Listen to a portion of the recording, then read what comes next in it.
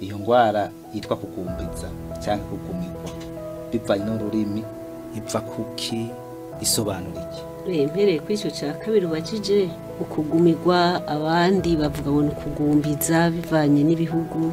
ni ukuvuga haba habaye ihungabana mu mara ntiyakore neza ku buryo urabona iyo bariye hariho umwanda uva mu mara mato ibyo turiye bigasha mu mara mato ibidakenewe bikajya mu mara makuru hanyuma byakenerwa gusohokwa ugasanga hari ikibazo mu mara makuru bikagorana yuko uwo mwanda usohoka. None ibimenyetso biranga iyo ndwara ni ibihe? Ibimenyetso bigiye kwereka yuko ufise icyo kibazo ca constipation. Urabona uwo mwanda ntusohoke gose kujya kuntamara ameze nka apanze akagenda hagira udusigara wa mwanda mugatinda ngo bikaba byinshi ngo kuburyo uza gusanga nk'umuntu munda afise nk'umwanda upima nk'ibiro 2 urunze hari utarasohoka byase kusohoka uwo mwanda wibereye hariya ibiro 2 namwe murumva aho biri hari umwanda nk'ujyantuza hateye ubwoba tugerageje kuraba bimwe mu biranga ibimenyetso bya mbere hari umuntu agenda hariya ari mu bwiherero akasohora umwanda muke cyane kandi ugasanga agenda nko mu ndwi yose akagenda nko ku mwanda nka 3 gusa agiye keshi naho nyene yagenda agasohora utuntu ntaco tumaze nta kuntu tumeze. Ikindi uretse uwo mwanda hari igihe asohoka umwanda ukomeye cyane keshi uwo mwanda ukomeye cyane rero hari n'igihe yituma ukanamubabaza agiye gusohoka wumye kabisa wumaganye agiye gusohoka ukanamubabaza kugira na bwa bundi buke busohoka ukamubabaza. Ico nikindi bavuze hari n'abari ari nk'abana bari n'umwana uzawumva ariko ararira nyene akarira gose bikaba ngombwa yuko umuvyeyi arondera agati cyangwa kandi kantu kugira ngo amanyagure uwo mwanda uwo mwana ashobore gusohoka byanse byazibiye kabisa bikanka. Ico bagitera indwara yo bipfa kuki?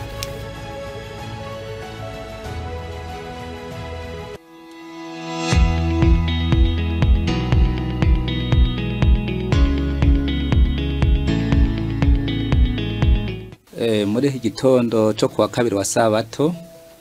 cyangwa kuwa kabiri wa Bibiliya mwese abakunda gukurikirana ikiganiro cacu bungabunga amagara yawe twongeye kubaha mwaramutse namwiriwe ko bari ku mpande zindi atari hano muri Afrika. Amahoro y'Imana bane namwe tubipfurije igitondo ciza. Uno munsi rero twongeye gutumira umutumire kugira ngo tuganire tugomba tumuha ikaze muri studio yacu umupfasoni yitwa nde? Trifoni Ndirampeba. Kaze muri isanze.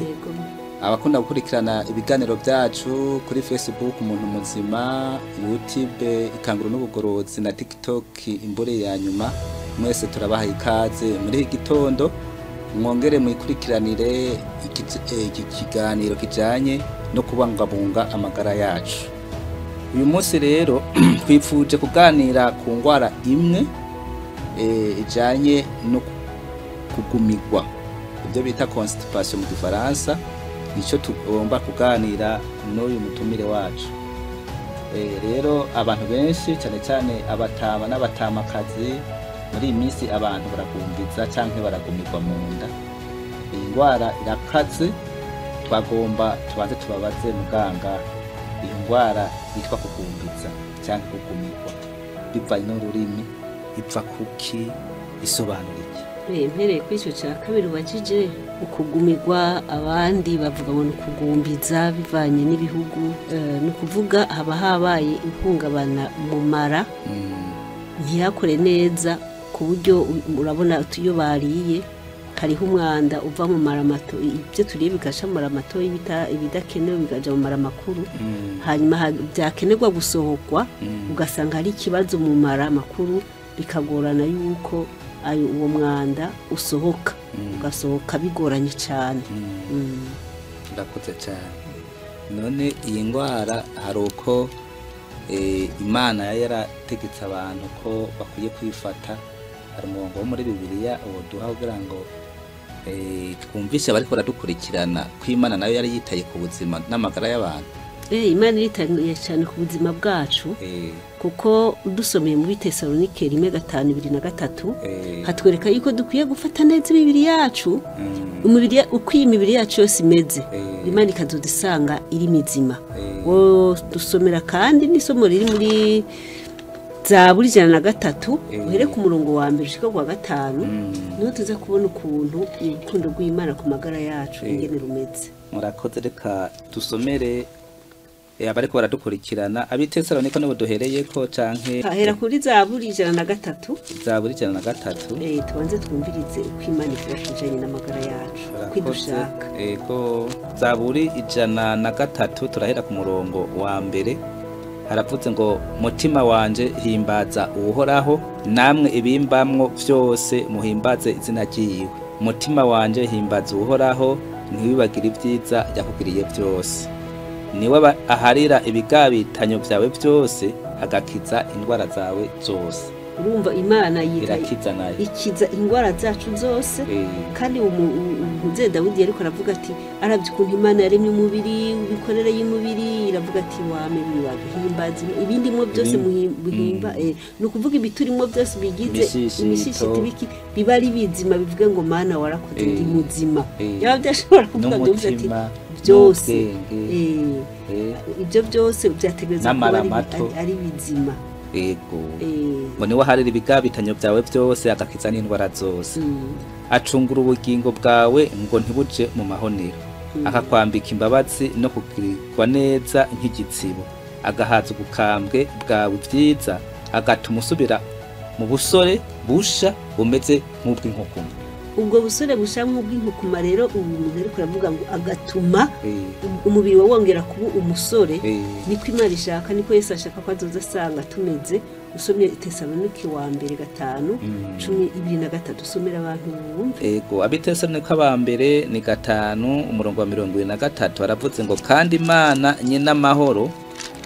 ibe ariyo ibeza rwose kandi mpwemu yanyu n'ubugingo n'umubiri byose hamwe bizigamwe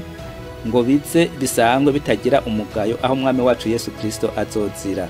Ivyo rero nibitwereka yuko umubiri wacu Imana witayeho umubiri wacu kandi tuzobubazwa tuzobubazwa ko Imana Yesu yavuze amaraso y'agaciro arashaka ko asanga uzoburi mu muzima. Ego urakoze cyane Madame Trifon. None ibimenyetso biranga iyo ndwara ni bibi. Ibimenyetso bizokwereka yuko ufise ico kibazo ca constipation ntaraje kuvyo bimenyetso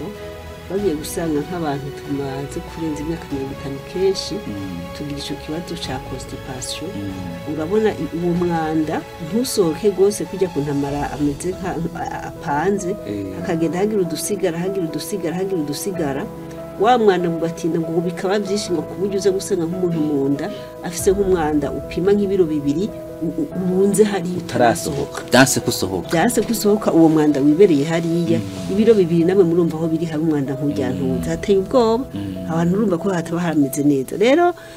tugerageje kuraba bimwe mu biranga ibimenyetso bya mbere hari umuntu agenda hariya ani mu bwiherero akasohora umwanda muke cyane kandi ugasanga agenda nko mu ndwi yose akagenda nko ku mwanda nka 3 gusa agiye keshi naho nyene yagenda agasohora utuntu ntaco tumaze nta kuntu tumeze. Ikindi uretse uwo mwanda hari gihe asohoka umwanda ukomeye cyane keshi uwo mwanda ukomeye cyane rero hari n'igihe yituma ukanamubabaza agiye gusohoka wumye kabisa wumaganye agiye gusohoka ukanamubabaza kugira na bwa bundi buke busohoka ukamubabaza. Ico nikindi bavuze. Ikindi abahinga bavuze ngo nukumva umenga ntiwarangije akagenda kugira umwanda mukuru mugaba kumva yuko hari ukuntu atarangije ariko yagerageza kugira ngo utwo tuntu umenga nitwarangiye dusohoke tukananirana tukanka kuvamo ariko arikanira bikanka we ukamenga ariko atera ibisi erega igisanzanye naco urumva umwana yuko n'imiburi wowe wumva yuko ari ukuntu bimeze akumva yuko yifuza ko utwo tuntu tutasohotse dusohoka muga tukarahira agatinda karambirwa gahaguruka akagenda. Hanyuma ikindi nuko mu mwanda aza gusohoka kubera kwa gukomera kwa wa mwanda hari gumukomeretsa hagasohoka utuntu turimo amaraso utwo nako nyine tumere ko bafise constipation. Ikindi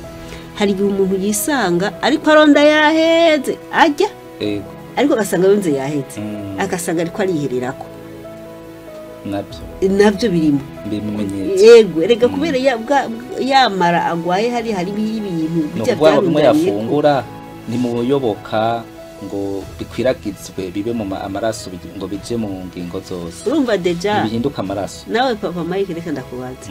ahantu harunze ibyo biro bitavaho numva ko bituma yamara yatuma ibyo bintu bisohoka numva yuko muri yamara hari ikibazo numva ko ari ikibazo gishobora kuba kuri yo ntabagikoresha ingano yayo neza mvuga n'ibyajya rimwe na rimwe ari gusanga ibya nkenerwa byari kuva muri bya bindi ari ngorane urumva no umuntu akagenda konda akihererako kandi ajya kandi agirana hanyuma ikindi baravuze ngo nukugumigwa ku bantu bafise imyaka 50 bidafise akumva nyene nuko nyene ameze akakubwira ngo je nindira hera ntagenda hari kandi ajya ngo iyo ngiye ngo ndagenda ngo bikanka ngo ngahera ngahaguruka nkaza ibyo nabyo abacamenya yuko ari n'ikibazo igikwirikira ngo yumva umenga kwituma biragoye wanashaka wa mwanda ukaza ariko kugira ngo usohoke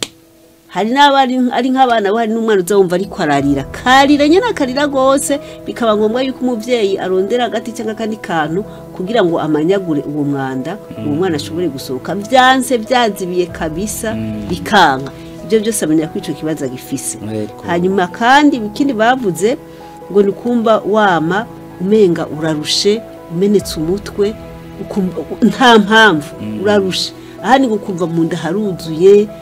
utumva impamvu akayabo nta koja he ko nibiriyo biba bikurembeje byabuze iyo wije none ibyo navyo rero ibyo navyo byerekana yuko umuntu afise ico kibazo yego hanyuma ico bagitera iyo ndwara yo biva kuki mu bisanzwe bijya bifungurwa dufungura babifise ibintu bita amafibre ni ibintu bituma mu musogi hanyerera wa mwanda ukanyiruruka bikunze byoroshe bica bisaba rero yuko uko kuntu ibyo bintu bibuze amafibre abuze bituma n'umwanda rero ugorana mu gusohoka bisaba rero ko afungura iki yofungura abantu kugira ngo umuntu yoroherwe mu nda ubwa mbere ho birasaba ko tuza turanywa amazi ico cyo kirimo icya kabiri tukaza turafungura ibinyantete apana imwe kagafu ka kawunga bimwe binogerereje ibinyantete bizima tukabifungura kuko uzorabe wariye nk'ubugari bw'ibigori benshi bazabona kubera ari intete ngo birakomeza mu nda ahubwo wariye ubugari bw'ibigori ugenda hariya byoroshe cyangwa uri ikigori nyine cyangwa uri ikigori nyine ziroroshe bakaza barajya n'ivyamwa bakabaza barajya n'imboga bagaca birinda kuza barajya nka burya bugari usanga bwaranogererejwe ya mikate yanogererejwe byafuyera kawunga bite kubera nyene biba bikenye mwe byo bita amafibre biratuma mu nda uwo muntu ataja koroherwa murakoze cyane hanyuma ubwo kugumbiza canke kugumigwa hari ingwara zishobora gutera zindi ko nayo ari ingwara nayo n'ubuyoba ahubwo n'ubuyoba none nawe reka ndakubaza wiyumvirana ibyo bintu bijyana muri ziriya nyama hajya ufashe no mu murima ufate ahantu ugenda uharunda amase ugumize hari ibyatsi uhasanga niyo ubikuye usanga ibyatsi byabimwe byaramerewe nabi noneho ahantu harunze ibyo bintu imana itaremeye kuguma ngaho ntumva ko ari ikintu byonona reka turabe ingwara zimwe zimwe zishobora guterwa muri izo ngwara hari ingwara bita hemorrhoide yiva kuri constipation hariho ukuntu kwa kundi twavuga yuko ashobora kuja kwituma bigumye hari gaja kwituma bikamupasura mu gisusu agakomereka mu gisusu ijo ubwo nugesera hanyuma uruhu ugasanga umuntu urukoba ururumaganye nta kabobera kandi birumvikana none ama vitamine n'ibindi byose byari gutuma ko kabobera kaba byahuye n'ikibazo ugasanga urukoba rurakakaraye ikindi nuko ushobora kugira uko kugumbiza guhoraho ngo rimwe na rimwe abaganga banditse ngo hari igihe bihwana n'akandi kameze nk'akadiyare gaca ku ruhande rw'ivyo bintu urumva aragumize kandi akagira ngo akantu kameze nk'akadiyare baravuze ngo ni indwara z'amara mu mara bakagwara kanseri y'amara hanyuma amaraso ugasanga bijya wumva ngo afise infection du sang amaraso akandura ari rero mpamvu tubwira abantu igihe cyose wumva ushaka kuja ku mwanda mukuru ni byiza kugenda uwo mwanda ugasohoka kuko iyo mwanda utawusohoye abahinga bavuze yuko uwo mwanda ushobora ukaza kwivanga mu maraso bikabugesera urumva rero igihe ayo maraso ari muri uwo mwanda urumva ko aca yandura ikindi bavuze yuko ari vya bintu twavuga aja kwituma ugasanga ariko arava amaraso cyumva yuko nimba avuye amaraso ari udutsi twahuye n'ikibazo hanyuma ikindi ngo uturemangingo natwo nyine two murura turahurira n'ikibazo tukononekara ikindi bavuze ngo les articulations mu ngingo zipfunya nazo nyine ngo ziragira ikibazo zirahura n'ikibazo hanyuma ikindi bavuze yuko nihaje usanga umuntu yamye uruherehere ibiherehere mu maso nabyo birava kuri constipation hanyuma haraba ikindi bavuze ngo konda kw'amagufa ni ukuvuga amagufa agira ego arononekara kora ngira muramura rero nk'abakecuru ugasanga umenga yataye forme wagatuburemere ngakoroha amagufa akamererwa nabi kuko nyene urumva ingaburo zategerezwa kugaburira ivyo bihimba byahuye n'akaga kayamara arimo twadutsi tuza turagenda tugaburira ahatandukanye twahuye n'ibibazo duhuye n'ibibazo rero urumva cyumva yuko za bintu za ntungamubiri tuvuge gutyo zari gufata ivyo bihimba urumva ibyunyunyu ntibishobora kuba no kunozwa neza mu ngingo nkuko byari ikindi bavuze ngo umuntu ameze gutyo kenshi usanga afite ikintu cyitwa stress akumva arihevye ahandi ugasanga arigunze ahandi ugasanga afite ikintu bita kwiheba ahandi ugasanga atahari yumva atakuntu ameze hari n'ingo umuvugisha ukumva ukabona yazindutse ashavuye ukabona ameze ukuntu kubera iki mu mubiri wiwe nawe ntatunganye urakoze cyane na mubiri we nawe none ka madame telefone abamaze kurwara iyo ndwara hayifashanyo nibaje kwa muganga nubwo buja kwa muganga d'abord bamenye yuko ivyo bajya nivyo bitubwira nivyo bifise uruhara baze barajya ivyo bintu birimwo ayo mafibre kubera benshi barasirimutse bakunze kurya mu mafiriti nazo batera constipation bakunze kurya ibintu by'umuceri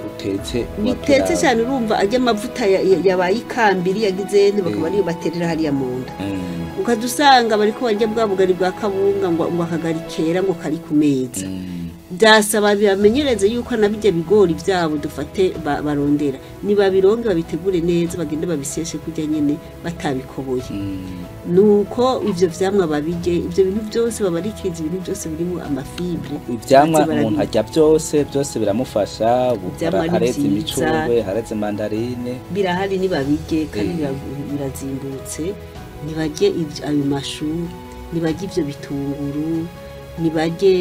iyo myungu ibintu byose byorosha mu nda nibajye izo papaye nibajye ayo mavoka ibyo byose biratuma mu nda horoha hakamererwa neza ariko kandi baze baranywa n'amazi kuko ari abantu batanywa amazi ibyo rero impamvu nguma mvuga ngo babikora ayo mazi bopfa kuyanywa bayanywa mu buryo buhe kugira ngo abafashe ico gikorwa amazi abahinga batubwiye yuko n'imiburi umuntu anywa litiro 2 ariko nazinywera rimwe kuko ifashe ukanywera ibizi byinshi rimwe urabimwa mugabo birasohoka bisohoka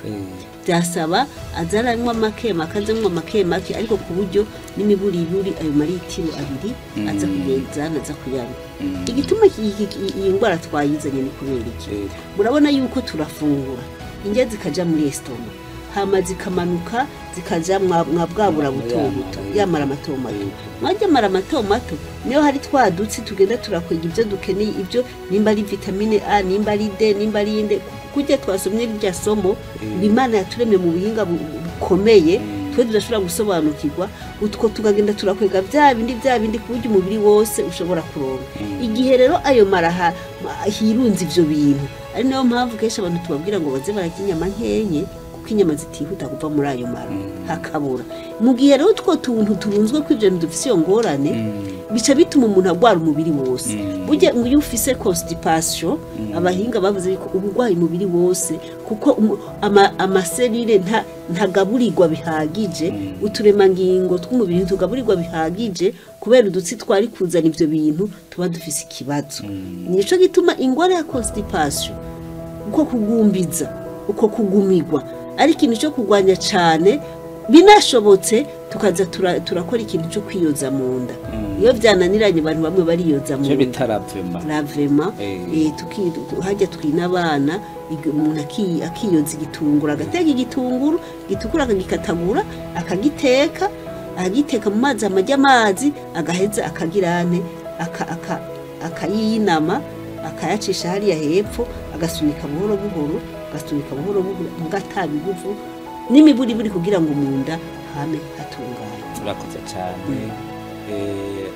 bagenzi inshuti mwariko mukurikirana ikiganiro cacu bungabunga amagara yawe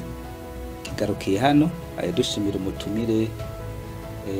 madame Nterampe ba telefoni tuguhaye kagaruka